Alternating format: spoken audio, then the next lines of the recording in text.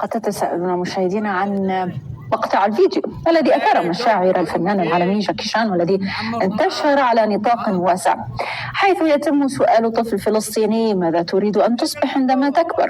إليكم إجابة الطفل. تكبر شو حابة تصير؟